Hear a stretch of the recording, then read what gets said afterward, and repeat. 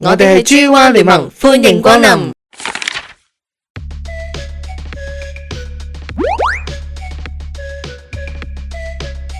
前一晚我哋已經到達咗拉脫維亞首都里加，喺舊城區食咗個晚飯，仲因為國家獨立日嘅前夕，驚喜地遇上咗燈光表演。而今日主要嘅行程係遊走里加舊城區，我哋仲會食埋個中午飯先至離開㗎。呢度係舊城區嘅入口，聳立住一尊好似3個高大士兵企喺度嘅人像。呢一座用紅色花崗岩雕刻而成嘅石像，其實係拉脫維亞步槍兵紀念碑，用嚟紀念所有一戰同埋獨立戰爭入面為國捐軀嘅拉脫維亞步槍兵。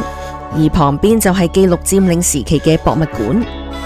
下一站我哋要行去睇黑頭宮，唔係指鼻哥上面嘅黑頭啊，係眼前呢一座咁靚嘅建築物。不過大家有冇留意到地上面有一座好似香爐嘅物體呢？原來呢個就係傳說入面人類歷史上第一棵聖誕樹嘅安放點嚟㗎。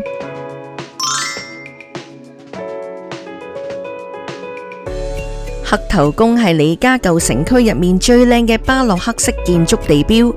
呢個名嘅由來源自於中世紀由德裔未婚富商組成嘅黑頭兄弟會。呢個會選擇咗北非出身嘅聖徒莫里求斯為守護神，仲用佢黑皮膚頭像作為商會徽章，黑頭宮就因此而得名啦。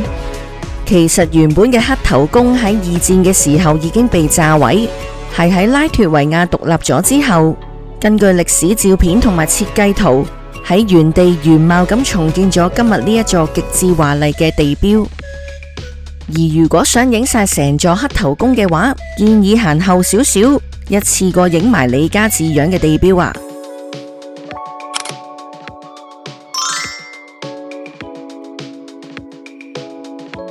喺我哋眼前嘅係建於1209年嘅聖彼得教堂，係舊城區最古老嘅地標。呢一座宏偉嘅哥德式紅磚建築，以高達123公尺嘅巴洛克式尖塔而聞名㗎。喺教堂嘅外面，有一座由4隻動物疊羅漢組成嘅青銅雕像，由下而上分別係驢子、獵犬、貓同埋公雞。喺當地傳說入面，摸到驢子嘅鼻就可以帶嚟好運。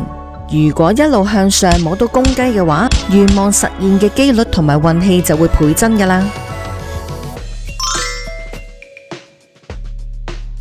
而家畫面影住嘅係里加最古老，亦都係最重要嘅室內音樂演奏場所之一。佢嘅前身係大行會，係全城市最有權勢嘅德裔高階商人或者商會專屬嘅俱樂部。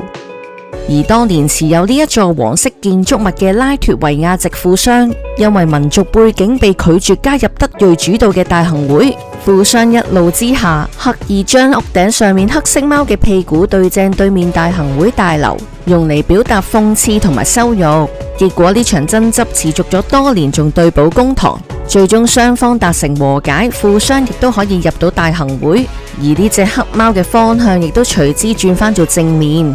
而家憤怒嘅黑貓已經成為咗里加最受歡迎嘅吉祥物，我哋都買咗佢嘅冰箱貼做手信啊！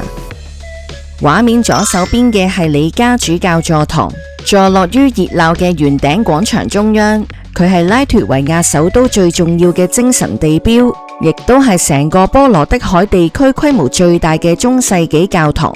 教堂最出名嘅鎮殿之寶係19世紀建造嘅巨型管風琴。每日嘅中午都會奏起音樂㗎。呢道拱門叫做瑞典門，係中世紀防禦城牆入面唯一保存至今嘅古老城門。呢道門當時嘅作用主要係為咗便利駐紮喺城外軍營嘅瑞典軍隊進出城防而建造，因此就叫做瑞典門啦。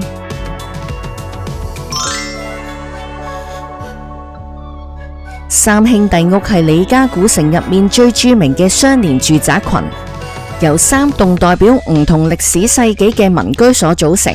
最右邊嘅一棟係大哥，建於15世紀末，係里加現存最古老嘅石造住宅，展現樸素嘅中世紀哥德式風格。中間嘅二哥建於1646年，帶有華麗嘅荷蘭文藝復興裝飾，係當時最現代化嘅住宅。最左邊嘅係三弟，建於17世紀末，其狹窄嘅綠色立面呈現咗巴洛克風格。呢三棟建築完美縮影咗李家數百年嘅住宅建築演進史，如今已經被活化成為拉脫維亞建築博物館啦。接住落嚟，我哋有1個鐘頭嘅自由活動時間，我同朱大人都選擇咗行商場入面嘅超市，仲買咗幾罐鹿肉罐頭做手信啦。之後我哋就喺舊城區入面食埋中午飯，今餐食嘅係普通西餐，個人覺得就一般般啦。食飽飽，我哋就坐5個鐘頭車前往波羅的海3國最後一個國家愛沙尼亞。到達愛沙尼亞都已經係晚上6點半，又係食晚飯嘅時間啦。今晚雖然都係食西餐，但係有牛扒食啊！先嚟一碗較為結身嘅豆蓉湯，個人覺得調味適中，都幾好飲。今晚嘅主菜係黑椒牛扒，塊牛扒都幾厚身，勝在一啲都唔韌，而且好容易切開。至於味道方面，黑椒汁嘅味唔突出，反而牛扒本身帶有淡淡嘅牛味，都幾啱我嘅胃口啊！甜品就係士多啤梨醬配雲呢拿雪糕，味道就正正常常啦。話咁快就返到嚟今個旅程最後一晚入住嘅酒店啦，即時開箱房間先。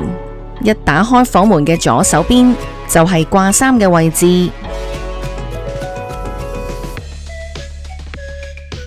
行入少少就會見到2張拍埋一齊嘅單人床。